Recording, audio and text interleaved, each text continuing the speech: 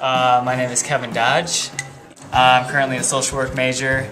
I'm the president of SEEK, which is the Student Environmental Action Coalition here on campus. My name is Hillary St. John. I am a senior and I'm majoring in organismal biology and public outreach with a minor in communications.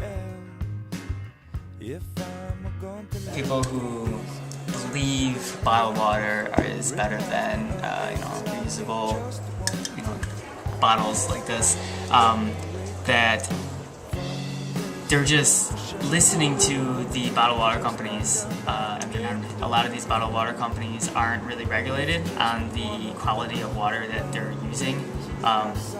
Even on some of the bottles, they'll try to use fancy words, such as like, where's the water coming from? And if you actually think about it, it's pretty much just tap water. I mean, you can... This is an excess of waste, and it's really unnecessary, especially for something that's as simple as water. It's absolutely unnecessary to have a little plastic bottle every time you want a sip of water. So just the accumulation of waste.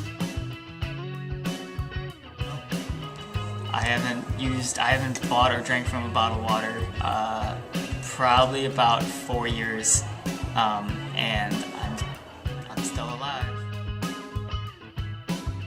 Buy one reusable water bottle for $10, and then problem solved. And you never have to find money to get a water bottle. There's always water fountains around. Now, tap water is governed by the EPA. They regulate it. Bottled water is governed by the FDA, the Food and Drug Administration. They have two different sets of standards. The EPA is actually a little more thorough and consistent. FDA does, sampling off the line once in a while.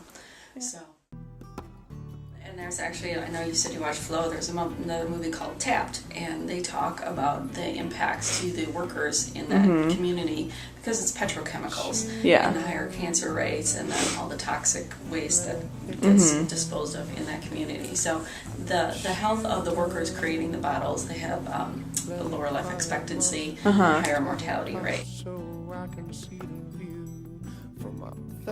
Now, in the communities, our community, the municipalities then are taxed with disposing of all those bottles if we don't recycle them. Our landfill here in McLean County has 4 years left on it. So if we don't do a good job diverting and recycling our waste, then we're going to start paying extra transportation costs to bring those up to the Joliet or another landfill in the community. If it's not disposed of properly, the bottles do start breaking down. Plastic bags, the same things. They start breaking down. Those all get washed downstream, and they end up in the ocean. There are 5 major gyres or currents in the oceans, and basically they circle. And what happens then is you end up with floating islands of plastic, which starts breaking down into little bitty components and doesn't actually ever disappear, and then it starts getting ingested by the ocean species.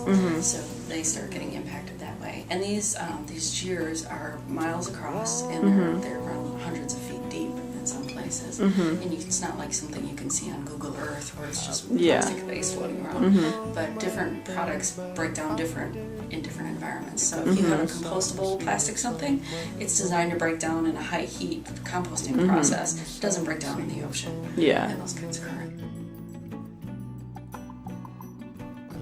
And the first thing I think that's happened on campus just recently is the single-stream recycling. One, making it easier to dispose of your bottled waters if you do use them. Unfortunately, all our vending machines on campus are bottles. So that's something we'll work on in the future. For now, we're working on behavior and awareness change. We're rolling out a new water conservation program in January, where we're going to be encouraging reusable bottle use. The other thing is the Student Sustainability Fund last year purchased 10 water bottle filling stations, which were all installed in the rec center. So hopefully the student fund or some of our incentives will come away, and we can start retrofitting all of our I call them bubblers because I'm from northern Wisconsin, our water fountains around campus. I would definitely encourage students to come to SEEK.